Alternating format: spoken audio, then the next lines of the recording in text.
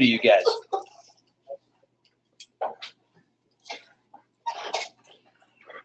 So basically our objectives, we're going to do our primary assessment. Our primary assessment should be a quick exam over them. This is our quick review over them. Then we're going to go with a focused exam. Our focused exam is going to be trying to figure out exactly what's going on towards the area, our secondary assessment, and our treatment. So when we get to that, our primary assessment is what's our patient's level of consciousness. That's going to be the big thing that's going to drive everything. Are they speaking to us? Are they unresponsive? Are they in and out of consciousness? We're going to check their airway. This is also going to be important because of everything we do when we take our National Registry testing, right? You're going to do it step by step, and if you don't ask it, it didn't happen. Now, if I'm talking to you right now, is my airway open and patent? Yes. In the testing scenario, if you don't check the airway, that can fail you. Just pre-warning. I think it's stupid, but it is what it is, so I got to let you guys know that. So is the airway open? Is it debris? Is there any area in there where you hear basically bleeding, slurping sounds, anything else that could be affecting it? Are they breathing? So once they're finding that breathing, okay, great, but what's the rate? What's the depth? What's the quality? You got to find out all those different aspects. And part of breathing is going to be lung sounds as well. So listen to the lung sounds. Is there wheezing? Is there rouse? Is there crackles? Is it normal? Is it abnormal? Junky is a good lung sound to me. It's junky. I can't hear it. It's louder on one side than the other. It just gives you an idea to go look into it a little bit more. What's their work of breathing? Are they using accessory muscles? Are they tripoding? Are they really going at it? Or are they talking to you like I am right now in a fairly relaxed situation? Circulation, basically get that pulse. But your pulse also tells you your BP, right? So if I've got a radial pulse that's strong, probably got a BP over 100. But I'm at least over 80. If I don't have a radial pulse, but I got a carotid, I'm over 60. Femoral pulse over 60. If you can find a brachial, more important with kids, brachial is 70. Get an idea of where your blood pressure's at. But not only that, when I'm checking pulse, be checking how does the skin look? Do they look pale? Are they diaphoretic? Are they mottled skin? Anything like that is going to give you those areas. On the assessments, you got to ask, because when you're looking at a mannequin, they're always pale, right? So on those areas, it's more important. In real life, do you need to ask what their skin temperature and color is like? No, you're seeing it. But for all these lab scenarios, you've got to ask, because if you don't ask, we don't tell you. And when you're looking at a pale mannequin, or you're looking at one of your fellow students who's pink, warm, and dry, you don't understand. So you've got to get used to asking that situation, just for the testing scenario situation. Real life, you guys should know those. And then how else are they presenting? And that restless anxiety, impending doom, and Levine sign or Levine sign, however you want to pronounce it, I'll show you that in a minute. That is very important. And my patients have told me before, I feel like I'm going to die. I feel like it is. And if they say that, listen to them. Majority of the time, they are correct. And they will arrest on you at some point in time. So I always take that into an aspect. What are your pertinent negatives, pertinent positives? Asking those questions. Chest pain, how long? Have you had this before? Does it radiate? All those different things there. Levine sign, basically, that's the clutching of the chest or the arms over the chest. You basically see that area. That is usually cardiac-related pain. That's not non-cardiac related. Get your... An involuntary reflex that causes that, or is that just... It's just patients just clutching chest. What it is. But that's generally cardiac? Cardiac related with that. This is where you're going to use your OPQRST, and you're going to find out how did it come on? When did it happen? What's making it worse? What's making it better? Those are the specific questions. So if you ask OPQRST on every medical call, it'll lead you right to be at. How many times have you got on a call and you don't know exactly what's going on and you don't know where to go next? I have. You're like, shit, I have no idea what's going on. Sorry for my language. I have no idea what's going on with this patient. So what do? I got to go back to, and I literally ask OPQRST, and I start asking the situation. You will be, I will guarantee you're going to be on patients you have no idea what's going on. It's going to happen. I do it all the time. So you got to start being able to ask questions and figure out what it is. And there's times I've dropped off patients to the doc, and I'm like, I have no idea what's going on. I have no idea. It happens. So don't be afraid of that, but you got to have a system that you can figure out what is going on. with them? Or how can you at least get close to figuring it out? And asking these things, well, how did it start?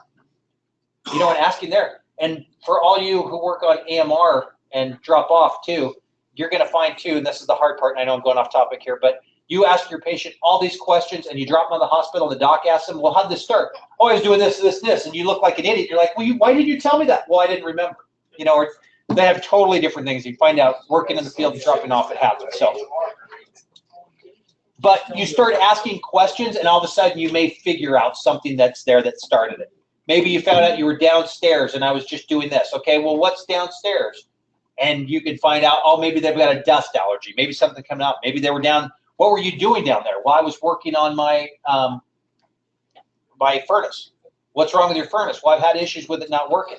Okay, why don't I take a CO detector down there? Okay, my patient is altered because he's got CO going on there.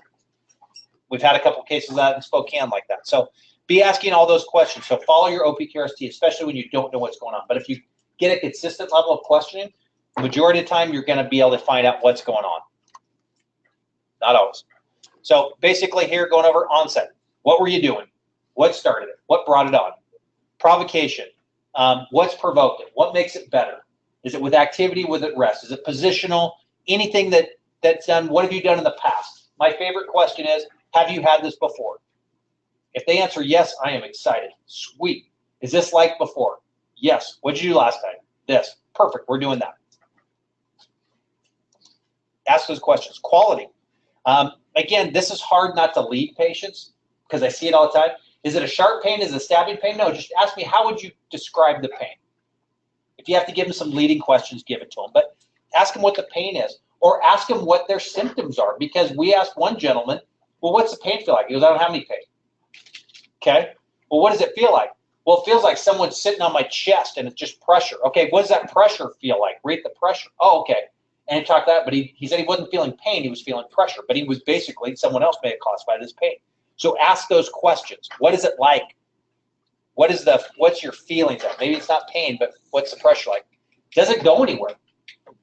Does that make a difference? It can, but it doesn't have to. But ask if it goes anywhere. See where does it radiate? Is this a nerve pain? Is it anything else? You can delineate. This doesn't have to be associated with cardiac. But is this associated with anything else? Does it go anywhere? Any other adjustments that are involved? The severity. 10 being the worst pain. I get people who tell me, just as you guys have too, oh yeah, this is a 10. Yeah, right now. Oh, yeah, right now. And you can tell with that word that I'm in a 10, right? So, and I've had another guy who has his arm completely crushed. He goes, yeah, it's about a 2. And it's like, okay, that would be an 11 on most people. So, but ask where they are with their pain, and again, adjust it by how they're presenting as well. How long has it lasted? Does this progress over a period of time? Where does it go? This is going to be sensitive when they talk about fibrinolytic therapy, but you want to know how long it's been going. Has it been going over 4 days and they finally decided to call you at 3 a.m. because now it's just finally tired of it when it's snowing outside? And then additional questions. Make sure you're doing your follow-up questions, all those pertinent positive, pertinent negatives, anything associated with it. You can kind of see these aspects. Be looking for everything else that's going associated with it. Why are we going to ask if the difficulty breathing was sudden onset or not? PE. If acute, rapid, sudden onto it, then I'm basically going to think, oh, PE should come up as one of my diagnoses. So how does PE present? What can cause PE? So now I can ask along those questions. Have certain questions that you ask that if it pops up, it should bring up more differentials. Again, your goal is to start off with a differential list like this. We've done differential versus field diagnosis, right? You should have a differential like this and start whittling it down until you get to, be nice if you got down to 1, but maybe a couple, so you know where it's at. But get used to asking questions that are going to bring up aspects and put into diagnosis. And when you have a differential, try and delete it out. If you can't delete it out, it's probably one of the things that potentially could be. Allergies are always important on there. Again, I want you guys to get used to asking this OPQRST, your history, including your allergies and your medications, quicker than later. Especially, I've kind of pre-warned you guys in scenarios, if you don't get it off, there could be an allergy There could be a medication that affects the person's condition. So find out. Get that list. At least see if there's a list somewhere you can get a hold of too, because it is going to affect your treatments on there and what you can do. Know what their current medications are. And this is why it's important to know the medication. Know when someone's on a calcium channel blocker. Know when someone's on a beta blocker. Know when someone's on certain medications that are going to affect their heart or other systems and what you're going to do to counteract those areas. If someone's on a beta blocker and they've overdosed on it, what are you going to do for it? What? I can't hear you, sir. Epi? Glucagon is actually going to be the one, but we don't carry enough glucagon amongst everything out there to fix it. But you're going to know, hey, I'm going to call medical control, let them know whoever I'm transporting to it is. But you should have an idea to be able to identify. How are you going to identify if they're on a beta blocker overdoses if you don't know what beta blockers are? So that's why you're going to see as we do these scenarios, we're going to start introducing more and more pill bottles. I want you guys getting used to certain ones, looking them up and getting an idea. The more you see them in here, the more comfortable you're going to be out there. Their past medical history is going to be huge on them. And sometimes you have to ask multiple times. Do you have any past medical history? Nope. Okay. You ever had diabetes? Yep. You ever had heart problems? Oh, yeah, I had a heart attack. You know, you ask them, have you ever had medical problems? Nope, not a one. Okay, why do you have a strip in it? Oh, yeah, I had a cabbage done. You know, they'll go over to it. So you might have to ask multiple times on some patients to get a history out of there. That's why it's important also having those medications and knowing those medications before to know what their history is. Smoker, why is that important? Well, we can judge that way, but I know a lot of physicians who smoke who are very wealthy, so it's not they're poor. But basically, that can lead them to clotting factors. It can lead to wheezing. So again, that kind of goes into area why I was trying to have you, and I'll go more into your area of albuterol. We overuse albuterol in a lot of situations where I really wanted to go into. And there's aspects where I would give students a lot of times there's wheezing and no one asked to be smoked. He's smoking because he's got lung problems on there. Albuterol do no effect to that particular aspect of it. But be knowing just what's going on with those smokers. They're going to have increased chances of clotting factors, increased chance of cholesterol buildup, other injuries on there. So those are important aspects to know what leads to your area. What was their last oral intake? Why is this important to us? What's that? Well, for anything in their intake, if this person needs to go in for a pacemaker, yep, they need to know it from that standpoint. Is, again, what this one is specifically going to, and you guys haven't gotten there, you're not going to get there probably till the next module on there, but the gallbladder. You eat fatty foods, it causes pain, and that referred pain can lead to cardiac. If people have chest pain, it was like, well, did you eat something? Yeah, I just had this meal. It was a really fatty meal, stuff like that. And it's because they're having issues with the gallbladder. It actually has nothing to do with cardiac. So you have to find out kind of those things. So having those questions. The guy in the gym who basically is having heart problems and his heart is beating out of his chest. Well, look at his pre-workout, his workout, everything he's taken on there, and he's loaded up on caffeine, and he's exploding his heart out from those aspects. Because you'll see the guys who tend to do that, and they do a lot of things, and they do it incorrectly. They're not doing it right. And so now their chest is beating out of their, you know. So is it related to that? What is it that's starting the problem? What can you rule out and not rule out?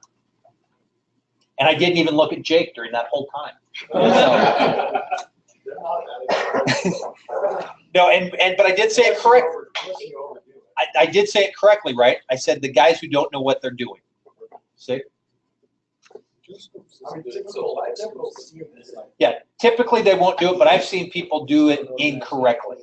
And they're loading up multiple things and everything on there. So it's the guys who do it incorrectly. Yeah.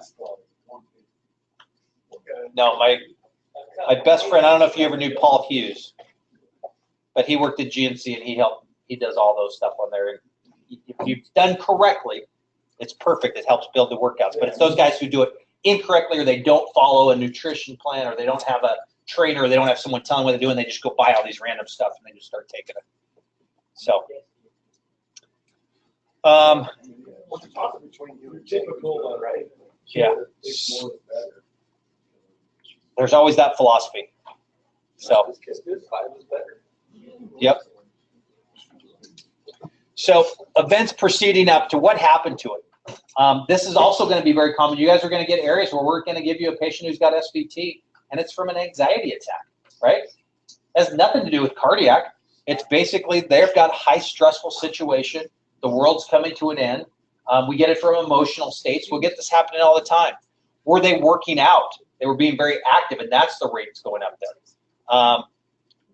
The travel time and trauma associated, we're going to talk about those how they events come into it. What were you doing before this? An important question may be, where were you last week? Oh, I was scuba diving down in the Bahamas. I just flew home yesterday, and now I'm having difficulty breathing that just started. So you should have a good idea. Wow, I better be thinking PE on this one.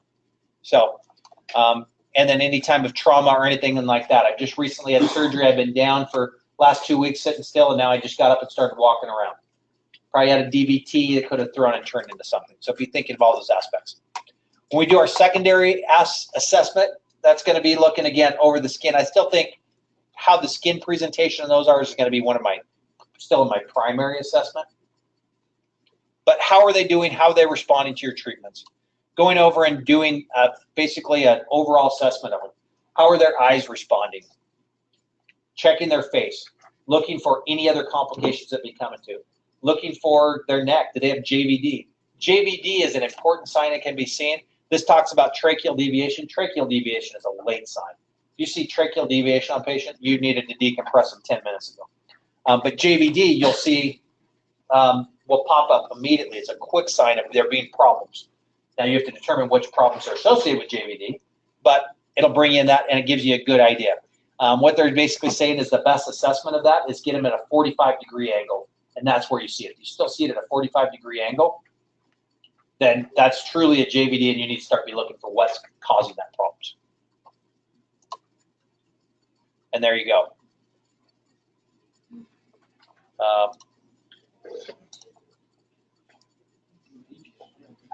Right there. So commonly here, I've actually used this picture in other slides, so I'm just going to leave it right there. That's our IV site. Yeah. Other secondary assessments going over the chest and abdomen. How are they breathing? Are we seeing retractions, accessory muscles? Touch them. Push on the chest. Is there pain with palpation? Okay, that may not be cardiac related. It can be costochondritis, could be rib pain, could be a pleuritis going on, could be lots of different things when they come chest pain on there. Is their abdomen distended? And I have to ask this several times. I go, I'm sorry asking, but is this normal for him? And I ask the patient's family, is this normal? Or is that abdomen distended? We did it on a lady the other day. No one was in the room on that call.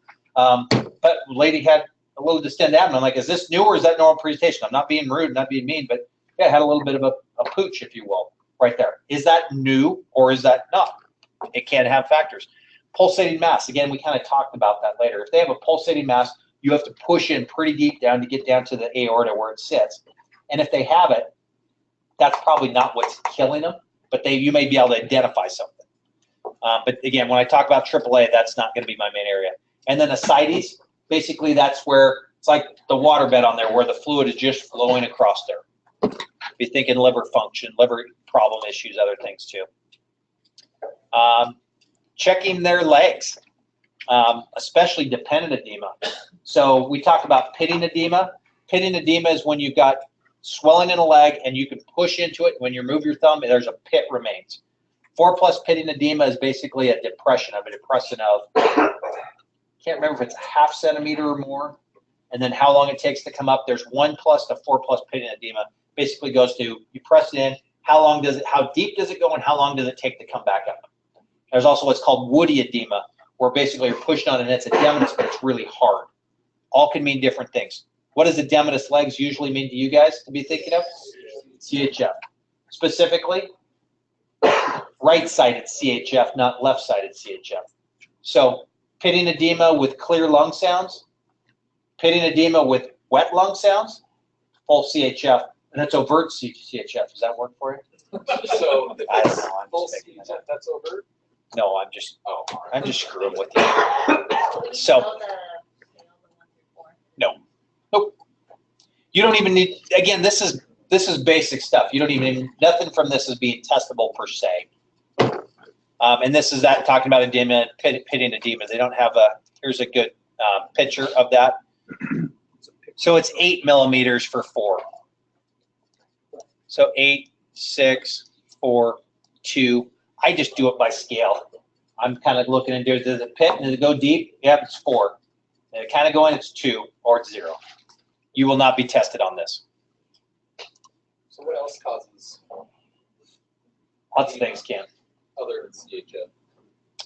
Vein problems where you're not getting fluid out compensated. There's inactivity would build up in poor peripheral vein. A lot of different aspects can. What most So- it's like CHF type thing, or Not necessarily, but if they're complaining of chest pain and other issues, difficulty breathing, be thinking that is one of your criteria.